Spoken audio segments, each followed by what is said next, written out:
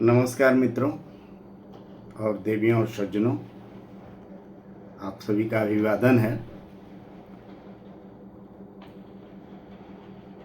पिछले कुछ दिनों से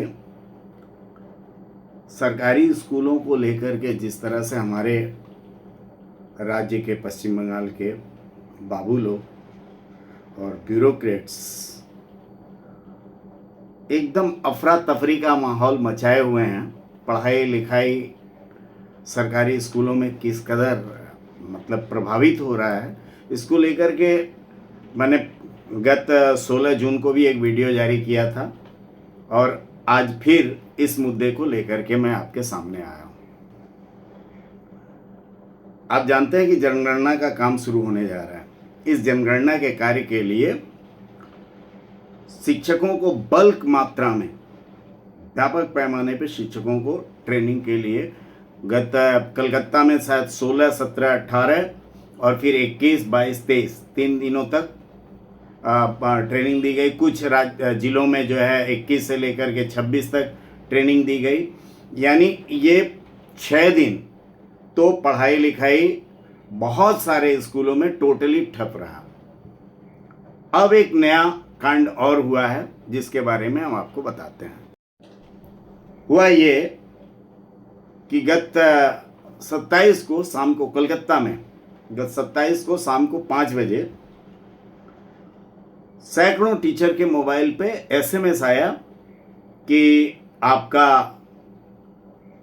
27, 28, 29 को ट्रेनिंग है। आप सोचिए, शाम को 27 तारीख को 5 बजे एसएमएस आ रहा है कि आपको 27, 28, 29 तारीख को आपको फला संस्थान में आना है। और यहाँ ये मैं बगल में आपको लगा भी दिया हूँ, आप देख सकते हैं। और वहाँ आपको ट्रेनिंग दी जाएगी।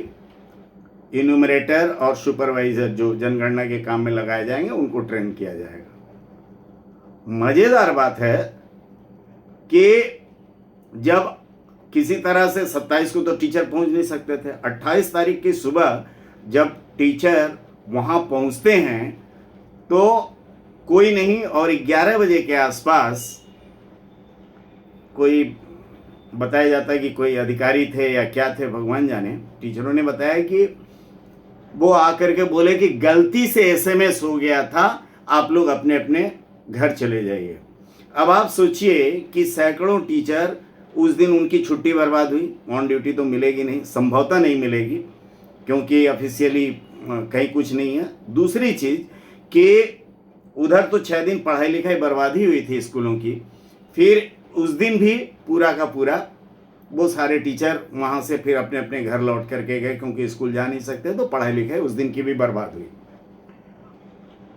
ये तो और फिर 28 तारीख की शाम को संभवतः बताया, कुछ सूत्रों ने बताया, कुछ टीचरों ने बताया कि 28 तारीख की शाम को उनके पास एसएमएस आता है कि ये गलती से इस तरह के मैसेज आपको चले गए थे। गजब हालत है, क्या कहा जाए इसको। देखिए अब इसके आगे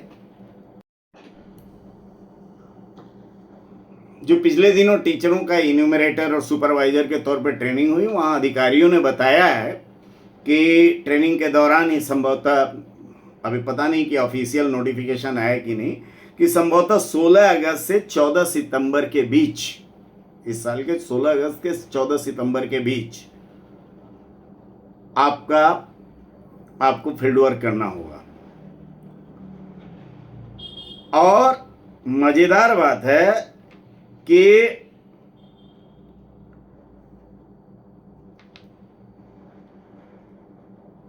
1 अगस्त या इसी 1 या 2 अगस्त से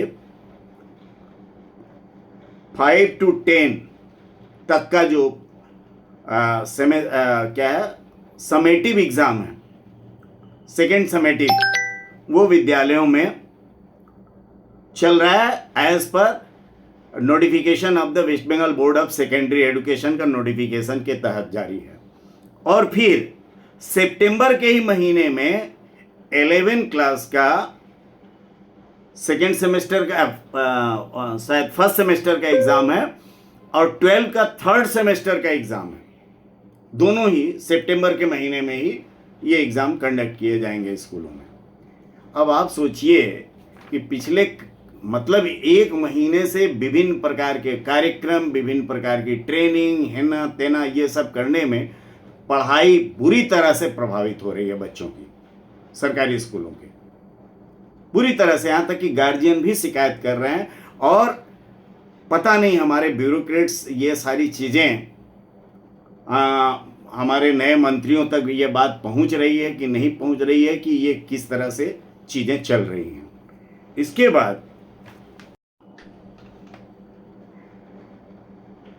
मैं इस सरकार ने, अगर शायद इन मैसेज सही ढंग से पहुंच जाए तो कुछ अच्छे काम, ये इस तरह की जो अफरा तफरी का माहौल ब्यूरोक्रेट और बाबू लोग तैयार कर रहे हैं। अफरा तफरी क्यों मच रही है कि बहुत सारे ऐसे स्कूल बताए जा रहे हैं कि जहां टीचर सरप्लस हैं, वहां से टीचर न लेकर के ये क्या कर रहे हैं कि जहां बच्चे बहुत अधिक हैं और टीचर कम हैं, वहां से बल्क मात्रा में टीचरों को इस कार्य के लिए उठा ले रहे हैं।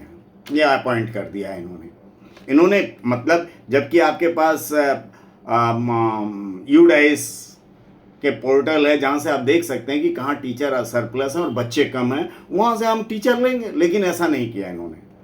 रैंडमली संभवतः कि एक स्कूल का तो 5 या 6 टीचर थे, वहां से हेडमास्टर को छोड़ करके सारे टीचरों को ड्यूटी पे उनको ट्रेनिंग में बुला लिया गया और उनको